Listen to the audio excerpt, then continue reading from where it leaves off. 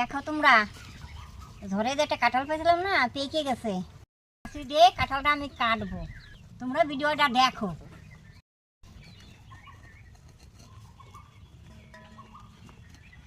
দেখো আমি কাঁঠালটা ভাঙবো তো, হাতে আঠা ধরা দেবেন, তাই একটু সরষের তেল মাখিয়ে নিচ্ছি। কাঁঠালটা ভালো হলো না, ধরে পড়ছে তো, মনে পুষ্টি হয়নি। তাই মনে করুন কাঁঠাল দিয়ে খাবো, তা খাওয়া গেল না।